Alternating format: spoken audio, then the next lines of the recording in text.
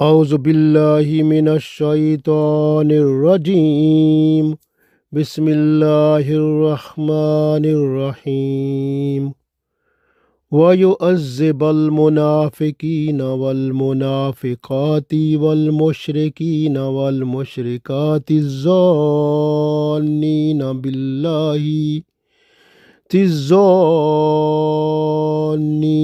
بِاللَّهِ ظَنَّ السَّوْءِ عَلَيْهِمْ دَائِرَةُ السَّوْءِ وَغَضِبَ اللَّهُ عَلَيْهِمْ وَلَعَنَهُمْ وَأَعَدَّ لَهُمْ جَهَنَّمَ وَسَاءَتْ مَصِيرًا۔ عزیز دوستو، السلام علیکم ورحمۃ اللہ وبرکاتہ۔ سورہ فتح آیت نمبر 6 تلاوت کی ہے۔ اس آیت میں اللہ تعالیٰ نے منافق مردوں، منافق عورتوں، مشرک مردوں اور مشرک عورتوں کے بارے میں ارشاد فرمایا ہے کہ یہ برا گمان رکھنے والے ہیں اللہ پر، تو ان کی جو برائی ہے وہ انہی کو ہی لے ڈوبنے والی ہے، کیونکہ اللہ نے دائرہ کا لفظ استعمال کیا ہے کہ جب بھی کوئی برائی یہ کرتے ہیں نا تو وہ برائی ان کو سرکل کر لیتی ہے، دائرے میں کر لیتی ہے، گردش، اس برائی کی گردش میں یہ آ جاتے ہیں، تو اللہ کا ان پر پھر غضب ہوتا ہے اور اللہ کی لعنت ہوتی ہے، اور یہ آگے دنیا میں بھی ان پر مصیبت پڑے گی، آخرت میں بھی ان پر اللہ کا غضب ہوگا، لعنت ہوگی، اور اللہ نے ان کے لیے جہنم تیار کر رکھا ہے جو خاص انہی کے لیے ہے، اور وہ بہت ہی بری ترین جگہ ہے۔ پڑھتے ہیں، ارشاد باری تعالیٰ ہے، اللہ تعالیٰ ارشاد فرماتا ہے، اعوذ باللہ من الشیطان الرجیم بسم اللہ الرحمن الرحیم وَيُعَذِّبَ الْمُنَافِقِينَ وَيُعَذِّبَ، عذبہ مین عذاب دے گا، اور اللہ اور وہ اللہ عذاب دے گا، منافقین منافق مردوں کو، والمنافقاتی اور منافق عورتوں کو، والمشرکین اور مشرک مردوں کو، والمشرکاتی اور مشرک عورتوں کو، تزانین، الزانین مین زن مین گمان، تو یہ برا گمان اللہ فرماتا ہے باللہ اللہ پر، ظن السوء، ظن یعنی گمان، سو کا مطلب برا، تو یہ برا گمان اللہ پر رکھتے ہیں، تو رکھنے والے ہیں، تو اس لیے برے گمان رکھنے پر اللہ تعالیٰ ان پر عذاب فرمائے گا۔ علیہم، تو ان پر دائرۃ السوء، دائرہ کا مطلب ہے دائرہ بن جائے گا، گردش میں آ جائیں گے، سو کا مطلب وہ جو برائی ہے ان کی، تو ان کی جو برائی ہے وہ ان کے گرد دائرہ بنا لے گی عذاب کا، یہ اسی میں پھر رگڑے جائیں گے، دنیا میں بھی اور آخرت میں بھی ان پر بڑا عذاب ہونا ہے۔ اور آگے اللہ فرماتا ہے وَغَضِبَ اللَّهُ، اور اللہ کا غضب ہوگا، علیہم ان پر، وَلَعَنَهُمْ اور اللہ کی لعنت ہوگی ان پر، وَأَعَدَّ لَهُمْ اور اللہ نے تیار کر رکھا ہے ان کے لیے جہنم کو، وَسَاءَتْ مَصِيرًا اور یہ بہت برا ٹھکانہ ہے۔ تو یہ اللہ تعالیٰ نے ارشاد فرما دیا اس آیت میں، اعوذ باللہ من الشیطان الرجیم، فرمایا وَيُعَذِّبَ الْمُنَافِقِينَ وَالْمُنَافِقَاتِ وَالْمُشْرِكِينَ وَالْمُشْرِكَاتِ الظَّانِّينَ بِاللَّهِ ظَنَّ السَّوْءِ عَلَيْهِمْ دَائِرَةُ السَّوْءِ وَغَضِبَ اللَّهُ عَلَيْهِمْ وَلَعَنَهُمْ وَأَعَدَّ لَهُمْ جَهَنَّمَ وَسَاءَتْ مَصِيرًا۔ تو اللہ تعالیٰ نے ارشاد فرمایا کہ وہ اللہ ان کو عذاب دے گا، منافق مردوں کو اور منافق عورتوں کو، اور مشرک مردوں کو اور مشرک عورتوں کو، جو اللہ پر برا گمان رکھنے والے ہیں اور ان پر برائی کا دائرہ یعنی مصیبت پڑنے والی ہے، اور اللہ ان پر غصے ہوا اور ان پر لعنت کی، اور ان کے لیے جہنم تیار کیا ہوا ہے، اور وہ برا ٹھکانہ ہے۔ تو اللہ تعالیٰ نے اس میں دیکھیں، اصل بات یہ تھی کہ اس کا پس منظر دیکھیں تو یہ منافق جو تھے، رسول اللہ صلی اللہ علیہ وسلم جب عمرہ کے لیے آپ صلی اللہ علیہ وسلم نے خواب دیکھا تھا،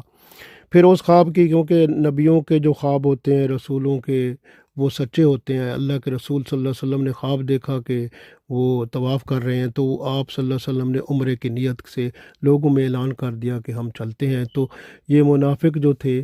جب ان کو اطلاع ملی، سب کو اطلاع ملی، ان کو بھی ملی،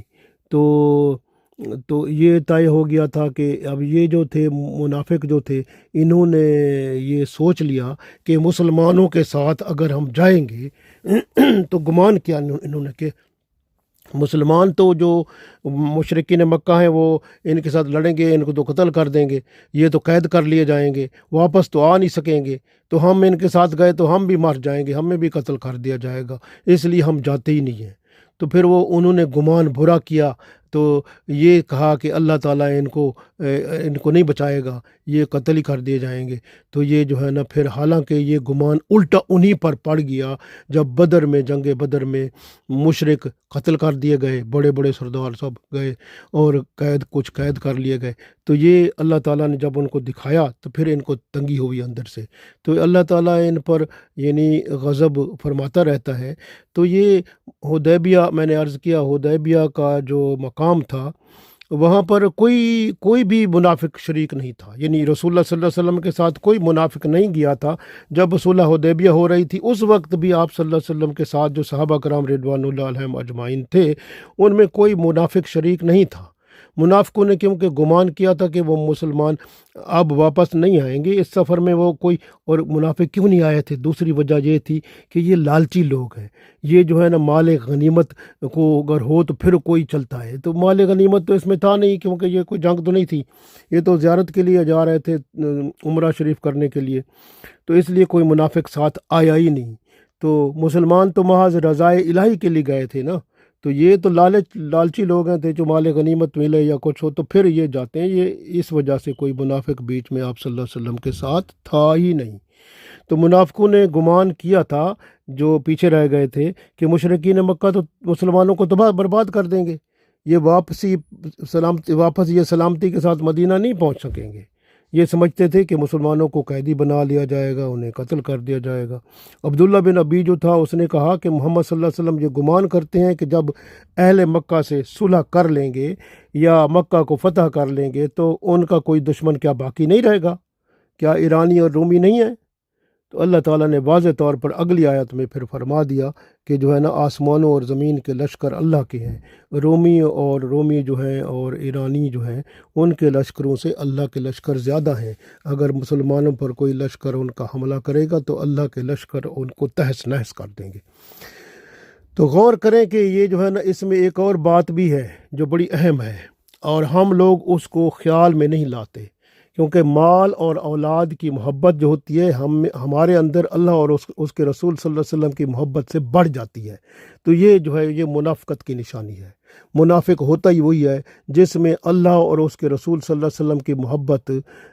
وہ کم ہوتی ہے، اور اپنے مال کی محبت زیادہ ہوتی ہے، اولاد کی محبت زیادہ ہوتی ہے۔ کیونکہ مومن ہوتا وہ ہے، ایمان والا، جس میں اللہ اور اس کے رسول صلی اللہ علیہ وسلم کی محبت مال، اولاد اور دنیا کی ہر چیز سے سب سے بڑھ کر اللہ اور اس کے رسول صلی اللہ علیہ وسلم سے اس کی محبت ہوتی ہے، وہی مومن ہوتا ہے۔ لیکن یہ جو منافق ہوتا ہے، اس کی محبت مال اور اولاد سے بہت زیادہ ہوتی ہے، اور مال اور اولاد کی محبت بندے کو بزدل بناتی ہے، بخیل بناتی ہے، غافل کرتی ہے اور کمزور کر دیتی ہے، جو کہ منافقت کی علامت ہے۔ اور یہ محبت جب کوئی بندہ اس کو ترجیح دیتا ہے، اللہ اور اس کے رسول صلی اللہ علیہ وسلم کی محبت کو پیچھے رکھ دیتا ہے اور جہاد فی سبیل اللہ کو چھوڑ دیتا ہے، تو پھر یہ منافق جو ہوتا ہے اللہ کے عذاب کا مستحق ہوتا ہے۔ اور یہی کام ان مدینہ میں جو منافق تھے انہوں نے کیا تھا۔ تو اس لیے جب رسول اللہ صلی اللہ علیہ وسلم نے فرمایا کہ وہ چلتے ہیں، تو یہ منافق بہانے بنا کر پیچھے گھروں میں بیٹھ رہے تھے۔ تو اللہ تعالیٰ نے بتا دیا کہ منافق اور مشرک یہ جو اللہ پر برا گمان رکھتے ہیں، جلد ہی اللہ جو ہے ان کو انہی کی برائی کے عذاب میں گھیرنے والا ہے۔ اللہ ان کے ساتھ غصے میں ہے، اللہ نے ان پر لعنت کی ہے، اور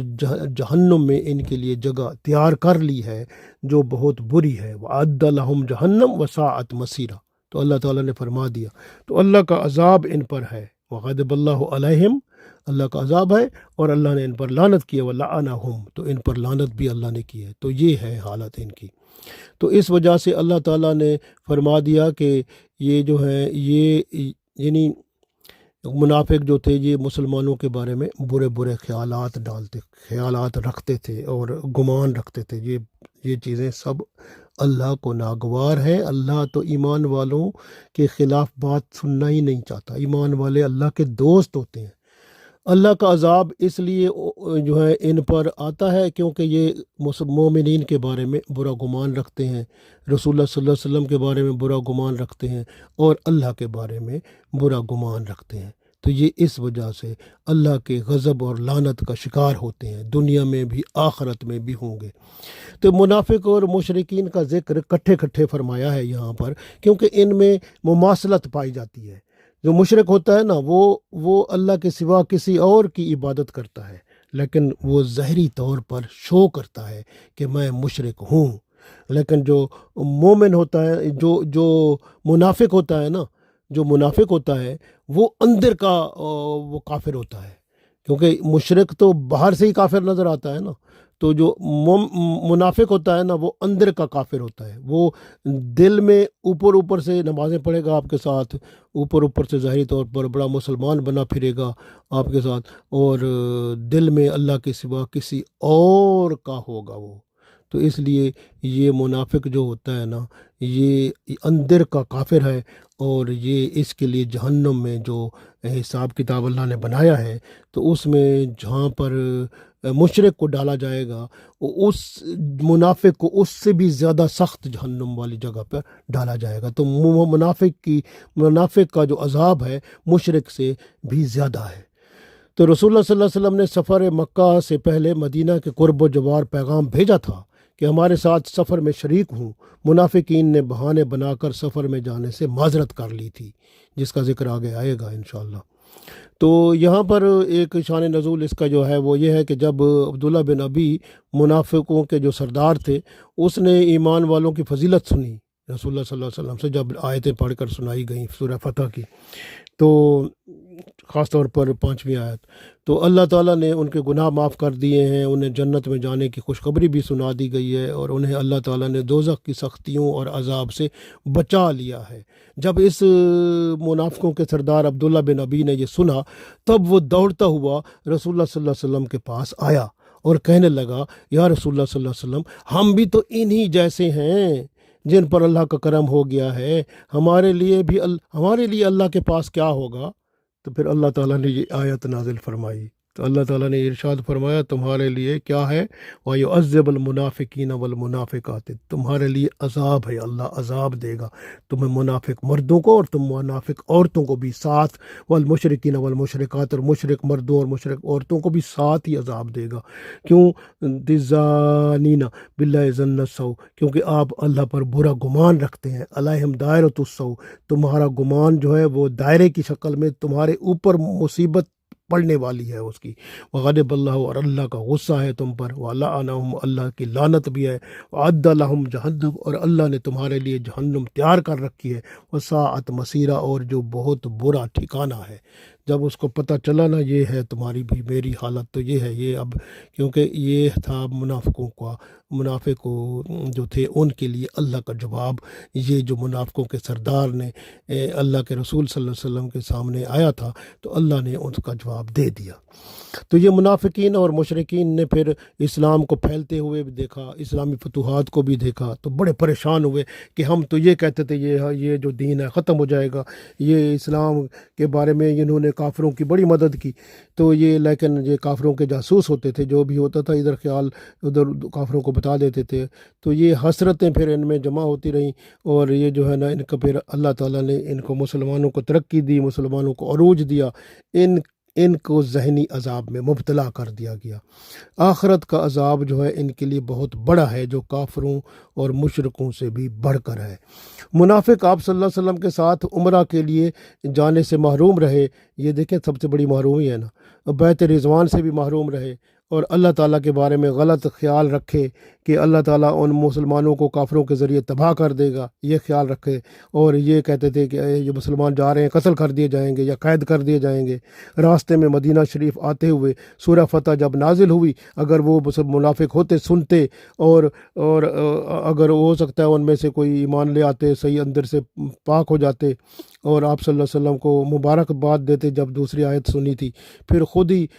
پانچویں آیت جب آئی تو پھر خود ہی وہ بھی اس میں شامل ہو جاتے، وہ جنت والے بن جاتے۔ تو یہ پاسبل تو تھا نا، لیکن ان لوگوں نے ایسا نہیں کیا۔ تو یہ جو ہے نا، یہ لوگ اس سے محروم رہے، اور ان کے بیوی بچوں نے بھی منافقت میں ان کا ساتھ دیا تھا، اس لیے اللہ تعالیٰ نے فرما دیا وَيُعَذِّبَ الْمُنَافِقِينَ وَالْمُنَافِقَاتِ، کیونکہ منافقوں اور مردوں کو اور عورتوں کو اللہ عذاب دے گا، والمشرکین والمشرکات، اور مشرک مردوں کو اور مشرک عورتوں کو بھی ان کے ساتھ ان کو بھی عذاب دے گا۔ الزانینہ، کیونکہ یہ جو ہے نا، یہ کیا کرتے تھے، زن یعنی رکھتے تھے باللہ اللہ پر ظن سو، برا گمان رکھتے تھے، تو اللہ پر برا گمان، علیہم دائرۃ السوء، تو ان کا برا گمان والی جو بیماری ہے، جو برائی ہے، وہ انہی کو گردش میں لانے والی ہے۔ وہ غضب اللہ، اللہ کا عذاب، اللہ کا غضب ہوا ان پر، غصہ ہوا، علیہم ان پر، ولعنہم، اور اللہ نے ان پر لعنت بھی کر دی، وأعد لہم جہنم، اور ان پر اللہ تعالیٰ نے جہنم جو ہے وہ تیار کر دی ہے، وساعت مصیرہ، جو کہ بہت برا ٹھکانہ ہے۔ اللہ تعالیٰ ہمیں منافقوں سے بچائے۔ منافقوں جیسی صفات اگر کوئی ایک بھی آپ کے اندر ہے، اس کو نکال باہر پھینکیں اور اللہ سے معافی مانگیں، مخلص اللہ کے بندے اور غلام بن جائیں، اور اللہ کے رسول صلی اللہ علیہ وسلم نے جیسے دین ہمیں پہنچایا ہے اس پر عمل کر کے اللہ سے دعا ہے ہمیں دنیا اور آخرت میں کامیاب فرمائے، آمین۔